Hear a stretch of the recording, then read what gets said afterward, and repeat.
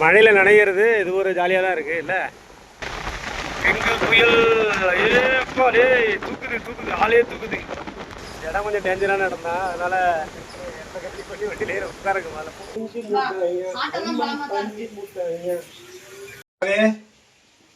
நாங்களே எதிர்பார்க்கல இந்த அளவுக்கு இன்னைக்கு பிரியாணி வரும்னு. இங்க பாருங்க எப்படி இருக்கு பாத்தீங்களா?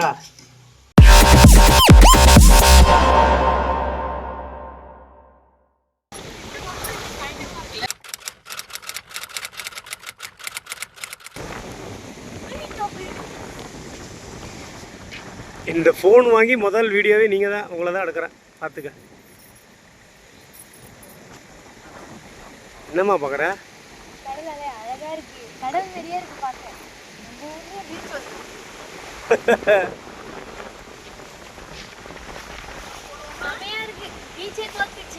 ஆமாம், கடல் அலை மாதிரி எவ்வளோ அலைய பாருங்க. வீராணா ஏரியில் ஒரு அலை பயங்கரமாக இருக்குது அலையே.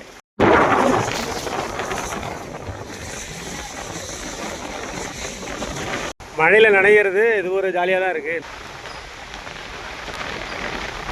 பெங்கல் புயல் தூக்குது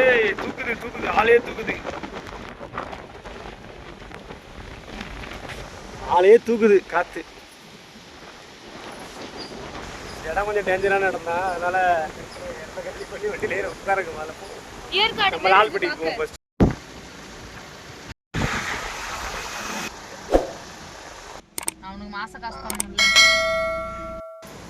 ஹாய் மக்களே, அனைவருக்கும் வணக்கம். நான் உங்கள் ஜெயகர் லால்பேட்டைக்காரன் யூடியூப் சேனல். இந்த பெங்கல் புயல் வந்தாலும் வந்தது, அதனால் வீட்டை விட்டு வெளியில் எங்கேயுமே போகலை. பள்ளிகளில் இப்போ நிறையா ஸ்கூலில் கூட லீவெலாம் விட்டாங்க, நல்லா பசங்களாம் வீட்டில் இருப்பாங்க. அதனால் இந்த மாதிரி நம்ம வீட்டிலே என் பொண்ணு வீட்டில் இருக்கிறதுனால இன்றைக்கி என்ன பண்ணலாம் அப்படின்னு யோசித்தோம். அப்படியே வீராணா ஏரிக்கரை போயிட்டு ஒரு ரவுண்டு போய் பார்த்துட்டு அப்படியே திரும்பி வீட்டுக்கு வந்தோம். வீட்டுக்கு வந்துட்டு சமைக்கலாம் அப்படின்னு முடிவு பண்ணுறோம். என்ன செய்யலாம், பிரியாணி செய்யலாம் அப்படின்னு சொன்னான் என் பொண்ணு. சரி பிரியாணி செய்யலாம், அது காய்கறிலாம் வாங்கிட்டு அப்படியே வந்துட்டோம். நீங்கள் பாருங்கள், ஆளாளுக்கு ஒரு வேலை.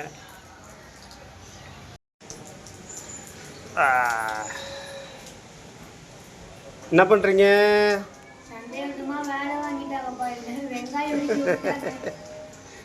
வெங்காயம் ஒரு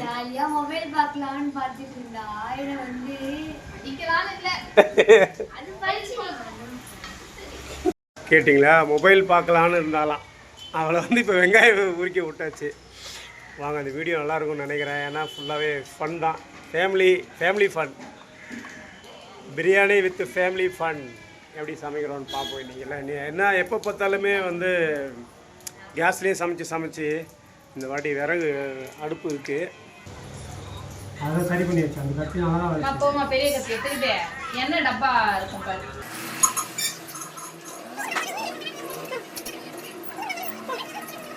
மக்களே, பிரியாணின்னு சொன்னாலே வெங்காயமும் தக்காளியும் தான் டேஸ்ட்டு. இதுவும் இல்லை, 1 கிலோ கறிக்கு 1/2 கிலோ வெங்காயம், ஒரு 400 கிராம் தக்காளி, அந்த அளவில் தான் நம்ம இன்றைக்கி பிரியாணியே செய்ய போகிறோம். அப்படி செஞ்சாலும் இது டேஸ்ட்டாக இருக்கும், கண்டிப்பாக டேஸ்ட்டாக இருக்கும். நம்ம செய்கிறோம்ல, டேஸ்ட்டாக தான் இருந்தாகணும். அதுவும் இல்லாமல் இந்த மாடிக்கு வந்து இந்த அடுப்பில் சமைக்கிறதுங்கிறது ரொம்ப ஆயிடுச்சு. கொரோனா டைம் ஃபுல்லாக நாங்கள் பிரியாணியாக தான் போட்டு அடித்தோம் மாடியில்.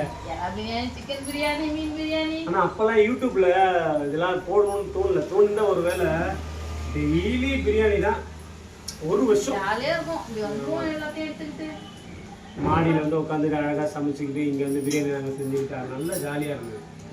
இந்த வீடியோ பார்க்குற நீங்கள் நிறையா எங்கள் 2 பேருக்கும் கொஞ்சம் ஆதரவு கொடுங்க, எங்களோட சேனல் ஆதரவு கொடுங்க. நிறைய பேர் பார்க்குறீங்க வீடியோ, ஆனால் வந்து சப்ஸ்கிரைப் பண்ண மாட்டேங்கிறீங்க. கொஞ்சம் சப்ஸ்கிரைப் பண்ணி என்னோடய சேனலை கொஞ்சம் பூஸ்ட் பண்ணி விடுங்க. சப்ஸ்கிரைப் பண்ணுங்கள், அந்த பெல் பட்டனை அழுத்துங்க, லைக் பண்ணுங்கள், கமெண்ட் பண்ணுங்கள், உங்கள் நண்பர்களுக்கு ஷேர் பண்ணுங்கள். நாங்கள் சமையல் வீடியோ மட்டும் இல்லை, நாங்கள் அதிகமாக வந்து லோ பட்ஜெட்டு கம்மியாக சுற்றி பார்க்குற, குடும்பத்தோடு சுற்றி பார்க்குற இடங்கள்லாம் அதிகமாக நாங்கள் போட்டுக்கிட்டு இருக்கோம். அது நீங்கள் நிறையா பார்த்துருப்பீங்க. பார்க்காதவங்க என்னோடய யூடியூப் சேனலில் இருக்குது, போய் பாருங்கள். 1000 ரூபா 500 ரூபா அந்த பட்ஜெட்டுக்குள்ளாரையே எங்கெங்கெல்லாம் குடும்பத்தோடு அழைச்சிட்டு போகலாம் பயம் இல்லாமல் அப்படிங்கிற சில இதில் வீடியோலாம் நான் போட்டிருப்பேன், அதெல்லாம் நீங்கள் பார்த்துக்கோங்க.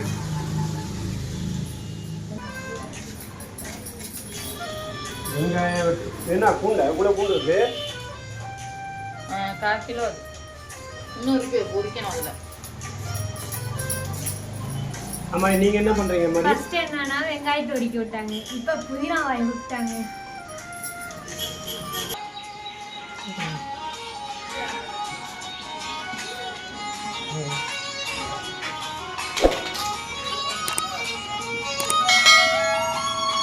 தக்காளி எத்தனை நாளா? தக்காளி நாளா? அது எவ்வளோ 1/2 கிலோ? அது 1/2 கிலோ 400 கிராமுமா?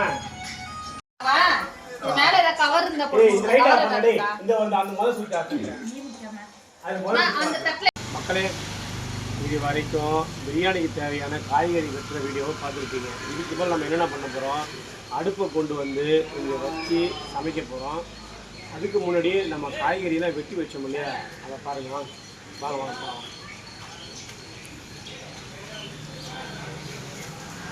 இங்கே பாருங்க, இது இஞ்சி பூண்டு விழுது, அப்படியே உப்பு, இந்தாண்ட மசாலா பாக்கெட்டு எல்லாமே, இது எல்லாமே மசாலா பாக்கெட்டு. அது வந்து கருவேப்பிலை, கொத்தமல்லி, அண்ணாண்ட சிக்கனு.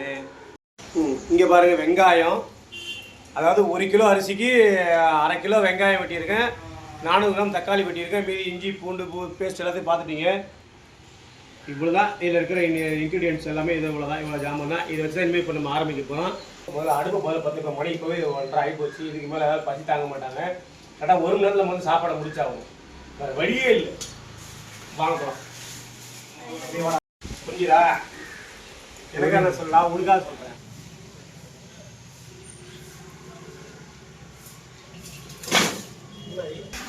இதெல்லாம் எப்பயோ போன புயல்ல புளியா மரத்துலேருந்து ஊர்ல குச்சி வச்சு இன்னைக்கு பிரியாணி செய்ய போகிறோம்.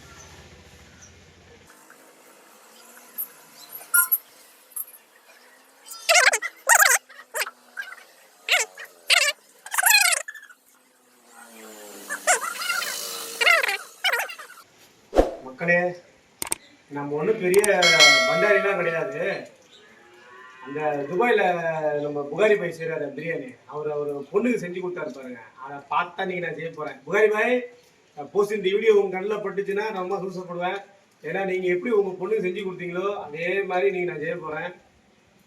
எனக்கு அவ்வளோலாம் அக்கிட்டெல்லாம் செய்ய தெரியாது, இருந்தாலும் இருக்கிறத வச்சு செய்வோம். இன்னைக்கு ஏன்னா ஃபுல்லாக நீங்கள் இங்கே பார்த்தாலே தெரியும், எங்கே பார்த்தாலும் ஒரே மழை புயல். அதில் வீட்டில் இருக்கிற டைமில் கொஞ்ச நேரம் வேஸ்ட் பண்ணக்கூடாதுன்னு சொல்லிட்டு பிள்ளைக்காக, என் பொண்ணுக்காக இன்றைக்கி நான் வந்து பிரியாணி செய்ய நான் வந்துட்டேன். எப்படி நீங்கள் உங்கள் பொண்ணு இருக்கீங்களோ அதே மாதிரி நீங்கள் நான் என் பொண்ணு நான் செய்ய போகிறேன். பாருங்க, அடுப்பு ரெடி பண்ணிட்டேன், அடுத்த எல்லாத்தையும் ரெடி கொண்டு வந்துட்டேன். அவ்வளோதான். சிக்கன் கறி வந்துருச்சு, எல்லாம் ரெடி. ஓகேவா? வாங்க இப்போ பிரியாணி எப்படி செய்யலாம்னு பார்க்கலாம்.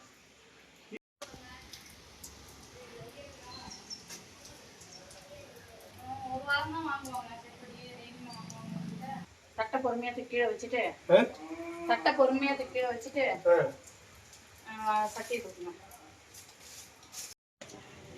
1 கிலோ அரிசிக்கு நம்ம போடக்கூடிய சட்டியை பார்த்தீங்களா? இதான் நம்மகிட்ட இருக்கிற சட்டி, வேற இல்லை. அவ்வளோதான். சட்டியை வச்சாச்சு.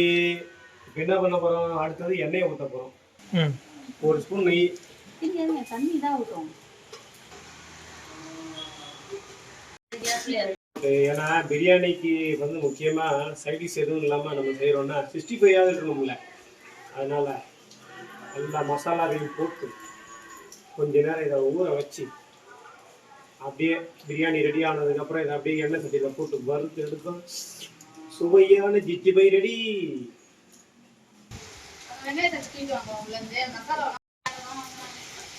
அடே அப்படி வா. இப்போ என்ன பண்ண போகிறோம், எல்லாத்தையும் எடுத்து அடுப்பும் காஞ்சி போச்சு. இந்த பட்டை மிளகா கிராம்புலாம் எல்லாத்தையும் போட்டு வளர்க்கணும். கம்மியர் வேற ஒன்றும் இல்லை. படம் வெடிக்குதுல, எல்லாம் தண்ணி.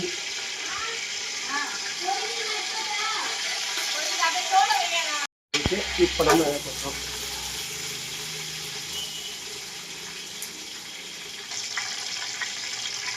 இப்போ பாருங்க, முந்திரி பருப்பு என்ன பண்ணுவோம், இப்படி இதோடய சேர்த்து போட்டுருவோம்.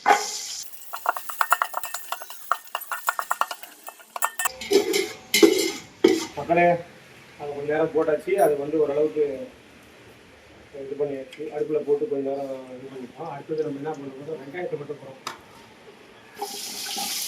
இந்த வெங்காயத்தை கொட்டும் போது மறக்காமல் இந்த பச்சை மிளகாவையும் சேர்த்தே போட்டுருங்க. ஏன்னா அது தனியாக நீங்கள் போட வேண்டாம்.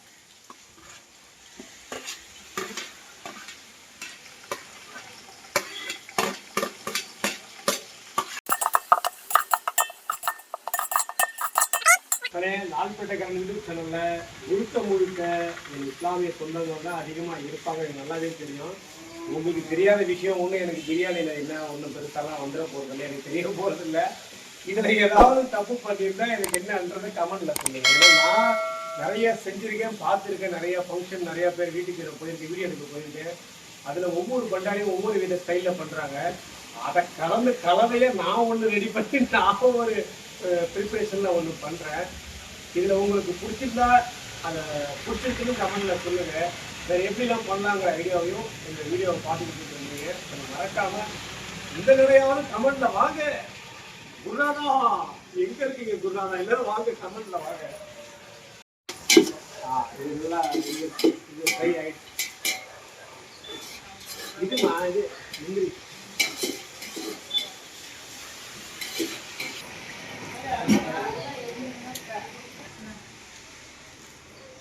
எல்லாமே ஒரு கண்ணி நம்ம அளவுக்கு.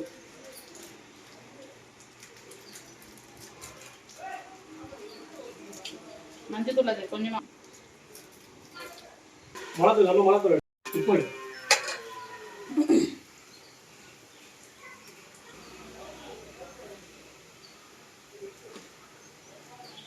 அவ்வளோதான். பிரிச்சிட்டீங்களா தயிரை? தயிர் பிரிச்சிட்டீங்களா? வந்துருச்சா? ரோஸா வந்துருச்சுல்ல, வந்துச்சுனாலே வேலை முடிச்சுல. எங்க ரோஸை காணோம், அங்கே என்ன இருக்கு? மஜாவா இன்னைக்கு பஞ்சு முட்டாயா. ஆமா பஞ்சு முட்டாயா. அவ்வளோதானே? அவள் தாண்டா எனக்கு தெரியும். என்னடா இது? போடு போடு.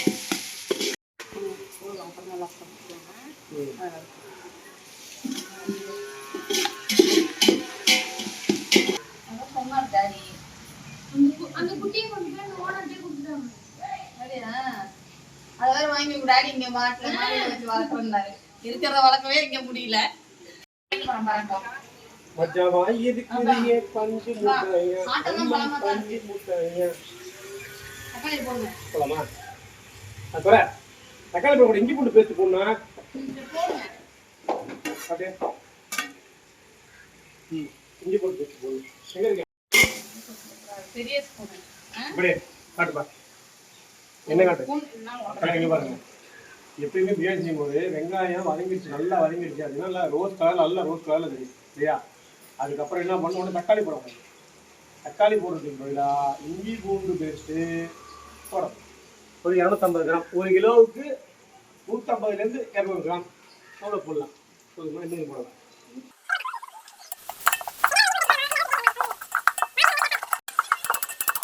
பூண்டு பேஸ்ட் போட்டு நல்லா வதங்கிடுச்சு. வதங்கினதுக்கப்புறம் அதுக்கப்புறம் வந்து தக்காளி போடுறோம். தக்காளி போட்டுட்டீங்க. அதுக்கப்புறம் என்ன பண்ணணும்னா தக்காளியோட கொஞ்சம் உப்பு சேர்த்துருங்க. ஏன்னா அப்போதான் வந்து நல்லா வேகும்.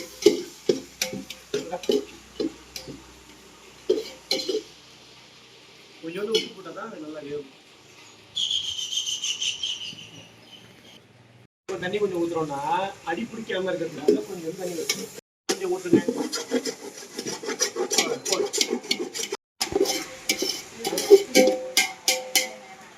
இந்த அடுப்பு லேட் ஆகுதுமா?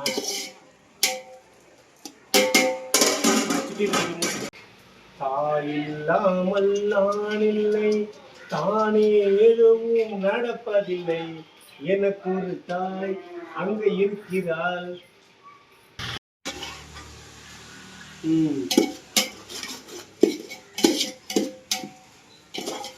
நல்லாவே வந்துச்சுமா. வெங்காயம், இஞ்சி பூண்டு பேஸ்ட்டு, தக்காளி, இது 3 அந்த மசாலாவோட சேர்த்து, இந்த பட்டை கிராம்பெலாம் இருக்கு பாருங்க, எல்லாம் சேர்த்து எந்த அளவுக்கு நல்லா நைஸாக வேவுதோ அப்போதான் பிரியாணி வேற லெவலில் இருக்கும். அது வரைக்கும் கொஞ்சம் பொறுமையாக இருங்க. அதுக்கப்புறம் வேற சட்டு புட்டு முடிஞ்சது. நீங்கள் என்ன பண்ண போறீங்க? தண்ணி ஊற்ற போறீங்க, மசாலா போட போறீங்க, அதாவது மிளகாத்தூள், மல்லித்தூள் இதெல்லாம் போட போறீங்க. அது உடனே முடிஞ்சது.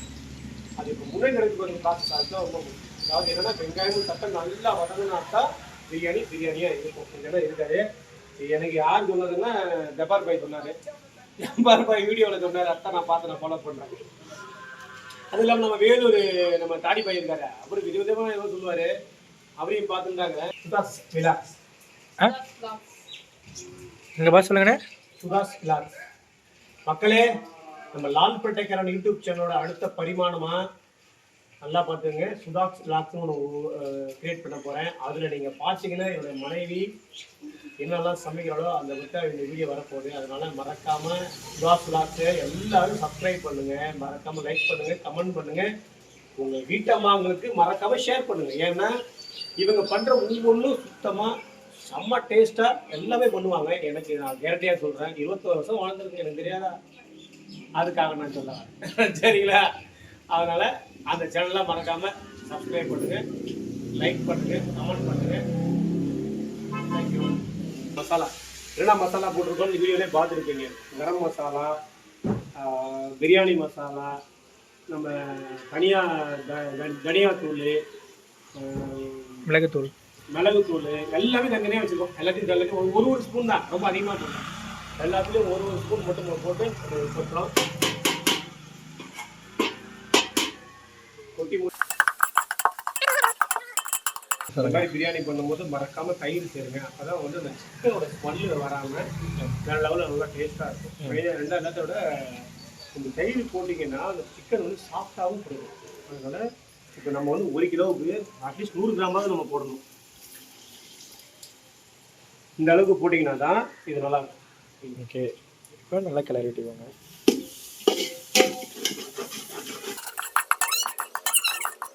நம்ம தயிர் ஊற்றியாச்சு, மசாலாவும் கலந்தாச்சு. எந்த கலரில் இருக்குது பார்த்தீங்களா? இது ஒரு 5 நிமிஷம் இருந்தால் அந்த தயிர் வந்து என்ன ஆகும், அப்படியே எண்ணெயாக மாறி ஃபுல்லாக பார்க்கறதுக்கு வித்தியாசமாக நல்லாயிருக்கும்.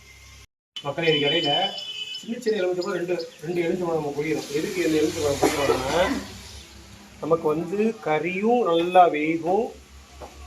ரெண்டாவது ஒரு காரத்தை தூக்கி கொடுக்கறது இந்த எலுமிச்சம்பழம் தான். இந்த காரத்தை நல்லா அப்படி தூக்கி, நீங்கள் எலுமிச்சம்பழத்தை எதில் புழிஞ்சாலுமே சரி, அந்த டேஸ்ட்டை கொடுக்கறதே இந்த எலுமிச்சம்பழம் மட்டும்தான்.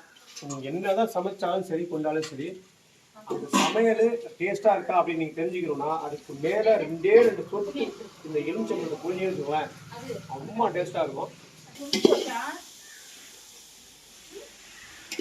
கொஞ்சமாக அடி பிடிக்காமல் இருக்கிறதுக்காக கொஞ்சோண்டு தண்ணி ஊற்றிக்கிறோம் நம்ம, ஏன்னா எல்லாம் அடி பிடிச்சிரும். அதனால இந்தம்மா எல்லா மசாலாவும் நம்ம போட்டாச்சு, நல்லா வெந்து போச்சு. இதுக்கப்புறம் நம்ம என்ன பண்ணோம்னா பிரியாணி வந்து அப்படியே வந்து நம்ம சிக்கனை வந்து நம்ம என்ன பண்ணுறோம், இந்த மசாலாவிலையும் போட்டு ஒரு 5 நிமிஷம் நம்ம எவ்வளோ அரிசி போடுறோமோ அது அந்த அளவுக்கு. இப்போ 1 கிலோ அரிசி போடலாம் 1.5 லிட்டர் தண்ணி ஊற்றணும். அது இல்லையா? அது அந்த அளவுக்கு தண்ணியை ஊற்றிக்கிட்டு இந்த சிக்கனை அதில் போட்டு இந்த மசாலாவோடய வந்து கொதிக்க வச்சாதான் செம்ம டேஸ்ட் ஆகும். நம்ம இதில் போடுறோம், சிக்கனை போட்டு இந்த மசாலாவோட அப்படியே நல்லா கிளறி விட்டோம்னா வேற லெவலில் இருப்பாப்புல தம்பி. நிறைய பேருக்கு பிரியாணியில் இருக்கிற சிக்கனை தாங்கிறதுக்கு பிடிக்காது. அது என்ன காரணம், அப்படியே போட்டு சமைக்கிறது தான். அந்த மாதிரி இல்லாமல் இதை வந்து இந்த மாதிரி வச்சிங்கன்னா வச்சுக்கோங்களேன், செம்மையாக இருக்கும். கொஞ்ச நேரம் இந்த இதில் இருக்கிற தண்ணியே இதில் வந்து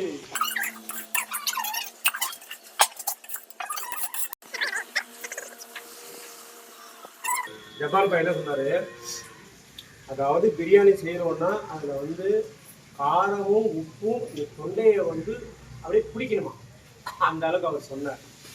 இந்த அளவுக்கு தான் இல்லை. இப்போ நான் வந்து பிடிக்கிற அளவுக்கு கொஞ்சம் உப்பு போட்டேன். அதுக்கப்புறம் என்ன பண்ணுறோம், புதினா கொத்தமல்லி இதை கொஞ்சம் ஆட் பண்ணுறோம். ஏன்னா அந்த மாரி தொண்டையை பிடிக்கணும், லைட்டாக கொஞ்சம் விஷம் கலந்துக்கிட்டா பிடிக்குமே. ஜப்பார் பாய் உன்னை கத்தியால் வெட்டுவார், பரவாயில்லையா? ஜப்பார் பாய் வீடியோ எடுக்கிற மூஞ்ச வேணா அப்புறம் கூட காட்டு, நல்லா பார்த்துருக்கேன், நல்லா பார்த்துங்க ஜப்பார் பாய். அந்த பாயில நான் வீடியோ எடுத்து உங்களுக்கு காட்டுற பாருங்க, அவன் மோரையா பாருங்க, என்ன நான் சொல்கிறேன் பாருங்க, கம்பி கட்டுற கதையெல்லாம் விடுறான்.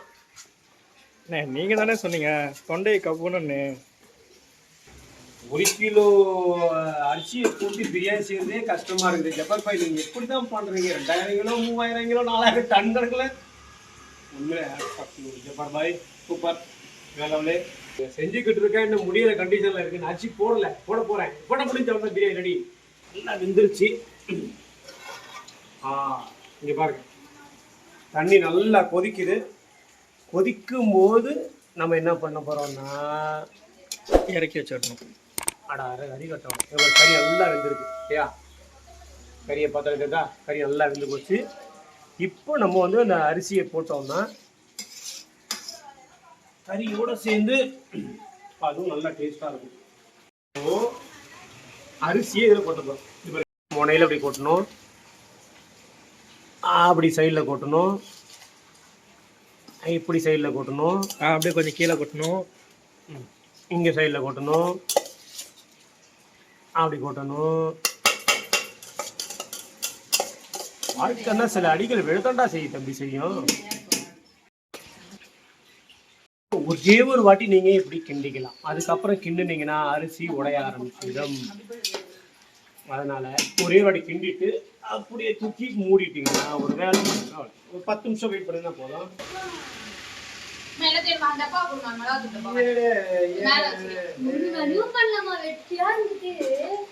ஒரு 2 கிண்ட கிண்டிட்டு அப்படியே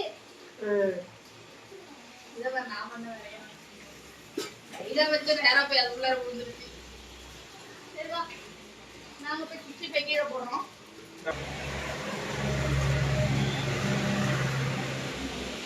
வீடியோ எடுக்கற ஏய் இப்படி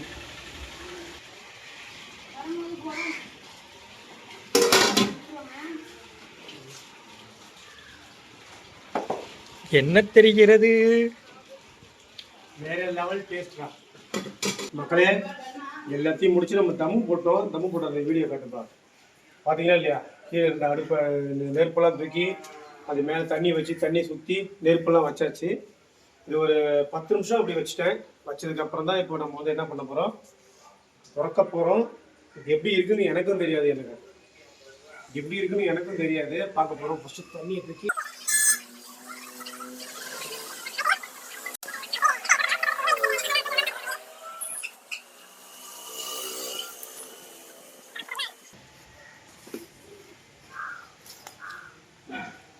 அப்படி எப்படி இருக்கு பாருங்க.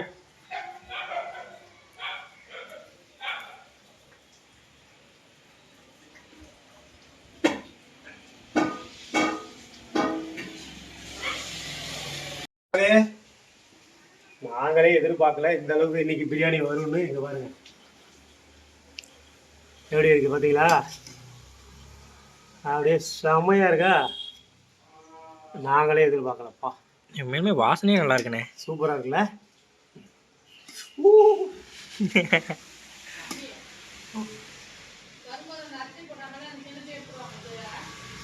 வேற லெவல்.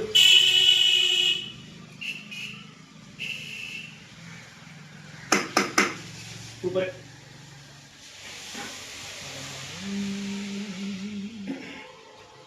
இன்னைக்கு லீவுங்கிறதுனால என் பொண்ணுக்காக நான் பிரியாணி செஞ்சுருக்கிறேன்.